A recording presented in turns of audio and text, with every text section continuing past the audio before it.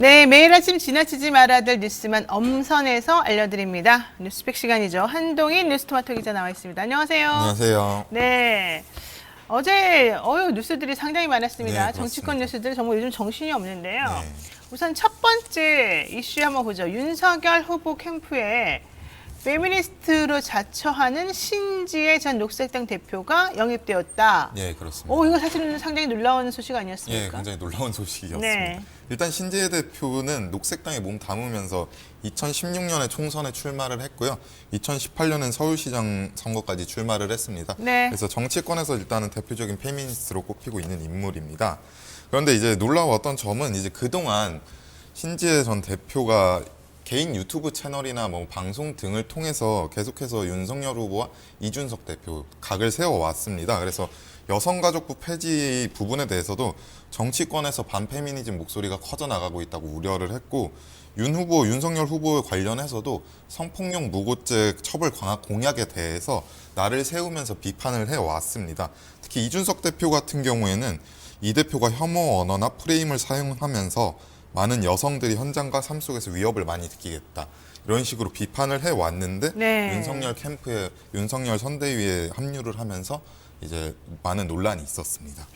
그런데 되게 특이한 게 사실 신지혜 전 대표는 저도 좀 잘 아는데 이분이 페미니스트 중에서 좀 대북격이고 되게 상당히 공격적으로 자신의 주장을 펼치는 분인데 이준석 대표하고는 껌껌이 부딪혀왔던 예, 분이란 맞습니다. 말이에요. 게다가 이 영입 발표 나기 열흘 전하고 이틀 전에 네. 본인의 SNS에다가 국민의힘을 사실은 좀 저격하는 글들을 또 계속 꾸준히 올려오고 있었어요. 네, 그렇습니다. 근데 어떻게 이렇게 갑자기 여기 영입이 됐을까요?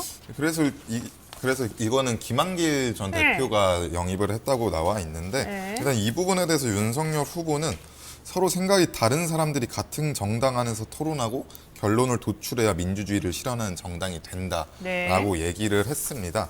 그래서 이제 이 부분에 대해서 반발이 좀 있는데, 하태경 의원 같은 경우에는 윤석열 선대위가 젠더 갈등을 너무 가볍게 보고 있다. 네. 그리고 젠더 갈등을 고조시키는 신지혜를 영입한 것을 반대한다, 이렇게 이야기를 했고요. 네. 이제 이준석 대표 같은 경우에는 일단은 받아들이겠다는 입장인데, 당 기본적 방침에 위배되는 발언을 하면은 제지를 할 수밖에 없다라고 이야기를 한 상황입니다. 근데 이준석 대표 입장에서 보자면 상당히 기분이 안 좋을 것 같기도 하고 네. 패싱이 심할 것 같기도 한데, 왜냐하면 이준석 대표가 대변한다는 2030 남성들의 이 입장하고 이수정 교수나 이번에 영입된 신지혜 부위원장 이분하고는 완전히 각이 다르잖아요. 예, 그렇습니다. 그런데다가 신지혜 이 부위원장은 한국 여성정치 네트워크 대표를 하는 중에 예. 그 조직하고는 아무 상의도 없이 그냥 혼자 싹 나와버렸단 말이에요. 예. 근데 이런 것들이 과연 페미니스트를 자처하는 사람의 행동을 해서 적절했느냐. 예. 게다가 이게 좀 플러스 마이너스가 중요해요. 이렇게 여성을 대표한다는 사람들을 데리고 와서 뭔가 플러스가 되면 좋은데 오히려 내부에 있던 내 집토끼들이 도망가는 수가 있잖아요. 예. 그런 건 어떻게 될까요? 본인만 사실 그 조직 안에서 아무도 모르게 본인만 간 거기 때문에 이 분이 과연 2030 여성의 표심을 가져갈 수 있을지는 모르겠고요. 네. 그리고 이 신지혜 대표를 영입한 게 사실 이수정 교수를 영입했던 것과 같은 차원인데, 네. 그 이후에 김건희 씨 논란이 계속해서 터지니까 이제 다시 2030 여성 표심을 잡아보겠다고 신지혜 대표를 영입한 건데, 이게 계속 상징적 의미로서의 인물들만 영입을 해서 이렇게 표를 가져가겠다는 게 옳은 것인지 잘 모르겠습니다. 하여튼간 신 대표는 이렇게 말했습니다. 여러 고민이 있었지만 윤 후보가 여성 폭력을 해결하고 기후 위기에 대응하고 좌우를 넘어 전진하는 대한민국을 만들겠다고 약속해줘 함께하기로 했다. 이거 좀 이상한 것 같아요. 여성 폭력 해결까지는 괜찮은데 기후 위기에 대응하고 좌우를 넘어 전진하는 대한민국, 이거랑 그동안에 본인이 해왔던 주장하고 좀 안 맞는 것 같은데, 어쨌든 참 이해가 안 갑니다. 자, 신지혜 대표, 저의 개인적인 생각은 요즘 이분이 정치 활동이 좀 뜸하다 보니까 아무래도 좀 큰 물이 가서 놀아야 내가 조금 돋보인다, 이런 사사로운 생각을 해서 여기 들어가게 된 건 아닐까. 좀 너무 가볍게 자신의 거취를 결정했다, 이런 생각이 좀 드는 데다가 국민의힘 서울시당 부위원장인가요? 그분이 네, 어제 글 올린 거 봤죠? 예. 신지혜 몇 번 쓰다 버리면 돼, 이런 말을 하더라고요. 그렇게 가볍게 또 취급될 만한 성질의 사람은 아닌데 네. 어떻게 생각해요? 근데 그런 말을? 지금 선대위 구성이나 선대위가 당 중진들, 검찰 출신들이 장악한 상황에서 네. 신재 대표가 과연 선거가 끝나고 어떤 역할을 할 수 있을지 이 서울시당 부대변인의 인식이 지금 국민의힘의 인식인 것 같습니다. 아, 서울시당 부대변인의 인식이 국민의힘 인식이다. 이거 상당히 충격적인 말입니다. 그러면 결국 이용당할 수도 있다. 네, 그게 지금 모두가 예상하는 스토리인 것 같습니다. 이러면 안 되죠. 젊은 사람이. 90년생, 31살. 또 총망받는 정치인이었는데 안타깝습니다. 녹색당으로 서울시장 후보 나갈 때까지만 해도 새로운 바람을 일으킬 수 있다라고 하는 신선한 충격이 있었는데 결국 또 구태스러운 모습을 보이는군요. 신지혜 씨 상당히 충격입니다. 자, 두 번째 이 얘기도 또 우리가 이준석 대표하고 떼어놓을 수 없는 얘기입니다. 어제 조수진 최고위원하고 아주 난리가 났더만요. 네, 그렇습니다. 네. 어제 이제 중앙선대위 비공개 회의가 있었는데 네. 회의장 밖에 이제 기자들이 대기를 하고 있었습니다. 그런데 이제 안에서 고성이 들리고 누군가 책상을 강하게 치는 소리가 들렸습니다. 그래서 네. 이제 회의가 끝나고 나서 이제 물어봤더니 이준석 대표 측 관계자가 이제 이준석 대표가 공보단장인 조수진 의원에게 모 언론에서 인용한 이른바 윤핵관의 말이 김종인 위원장과 이 대표를 저격하고 있으니 정리하라고 지시를 했습니다. 네. 근데 이것에 대해서 조 의원이 내가 왜 이 대표 말을 들어야 되느냐 이렇게 반발을 하면서 이제 고성이 오고 갔는데요.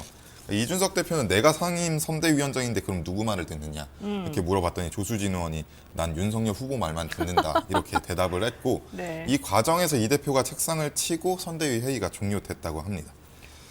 아니 그런데 솔직히 제가 이준석 대표라도 매우 기분 나쁠 것 같아요. 예. 그렇게 해서 좀 정리되는 것처럼 보였으나 예.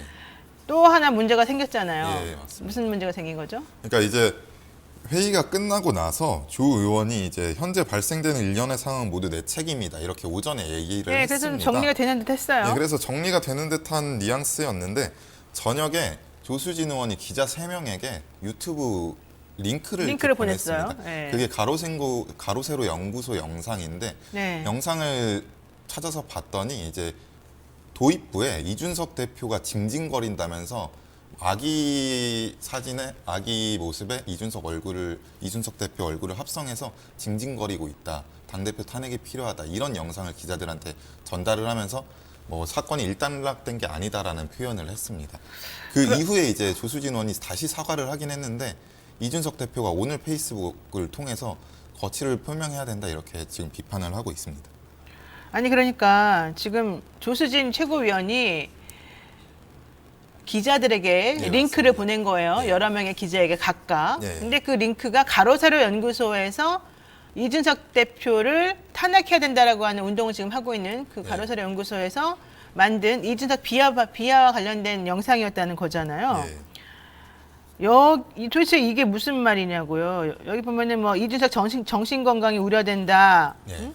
이준석 황당한 이유로 난동, 정신 건강 우려된다. 지금이라도 사퇴시켜야 된다. 이 제목으로 이준석을 애기 취급하고 내보내라라고 하는 영상을 예, 맞습니다. 한 당의 최고위원이 자신의 당대표에 대해서 히히히 낙낙거리면서 기자들에게 보냈다는 거잖아요. 예, 맞습니다. 이거를 그 기자가 또 받아서 그 당대표에게 보여주고. 예, 바로 보여줬습니다. 참, 이거 왜 이러는 겁니까? 지금 당내 상황이 지금 윤석열 선대위와 이준석 대표 간의 상황이 지금 딱 이 장면을 보여주는 것 같고요. 홍준표 대표도 이 부분에 대해서 지금 바로 원래대로라면 징계위에 회부해야 된다 이렇게 이야기하고 있습니다. 징계 회부되거나 말거나 이게 좀 상식적으로 있을 수 있는 일인지 그게 좀 궁금하고요. 일단 이준석 대표는 이렇게 말하죠. 본인이 직접 이런 방송 찾아보고 전송하고 있을 만큼 선대위 업무가 한가하냐. 이게 무슨 말도 안 되는 소리냐. 아침에 사과하고 저녁에 도발하는 걸 어떻게 해야 되느냐. 그러니까 조 최고위원의 페이스북에 오늘 하루 출입 기자분들 전화만 한 200개 받았는데 내가 그냥 계속 통화 요청하는 출입 기자 3분한테 내용도 확인하지 않고 그냥 온 걸 돌려서 보냈을 뿐이다. 이렇게 설명했다는데 이게 말이 됩니까? 에이 참내원. 이준석 대표 힘들겠어요. 제가 밥 사드릴 테니까 나중에 연락 한번 주세요. 좋습니다. 자, 이러면은 김종인의 중도 확장, 이준석의 2030 확장 물 건너가는 것 같고 내분이 점점 심해지는 것 같고 알아서 거취를 결정해라 라고 지금 이준석 대표가 조 최고위원에게 말했습니다. 조치를 아마 취하지 않겠죠. 아마도 윤 후보 말만 들으니 나는 그냥 끝까지 가겠다라고 하겠죠. 그러면 더더욱 모양새가 좀 웃겨질 수 있다. 좋습니다. 자, 세 번째. 이 소식도 황당하더만요. 이건 무슨 소식입니까? 김진국 청와대 민정수석의 아들이 여러 네. 기업에 입사 지원서를 내면서 네. 아버지가 민정수석 많은 도움을 주실 것 이렇게 내용을 썼습니다. 아, 네, 어제 MBC가 보도한 내용인데 금융 영업직에 지원을 했습니다. 근데 네. 성장 과정에 아버지께서 현 민정수석인 김진국 민정수석입니다라고 썼고요. 한 문장만 썼습니다. 그리고 학창 시절에는 아버지께서 많은 도움을 주실 것이다 썼고 성격의 장단점에도 제가 아버지께 잘 말해 이 기업의 꿈을 이뤄드리겠습니다. 이렇게 적었습니다.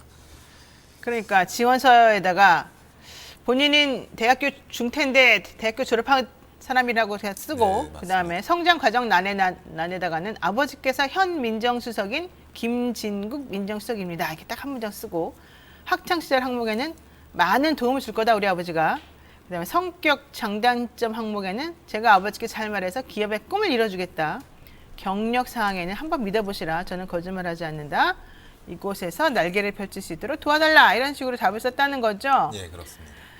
희망 연봉은 3,500에서 4천만 원 적었다. 예, 5군데 보냈고 5군데에서 다 연락은 했대요. 근데 네. 면접은 안 받다는데 어쨌든 나중에는 다 회수하고 뭐 정상적으로 써서 붙었다는데 글쎄요. 이게 있을 수 있는 일인지. 김진국 수석은 아들이 불안과 강박 증세로 치료를 받아왔다. 있을 수 없는 일이다. 진심으로 사과드린다. 라고 말했고 아들도 너무 취직을 하고 싶어서 벌이는 일이다. 미쳤나 보다. 이렇게 말했습니다. 정말 미쳤나 봅니다. 예?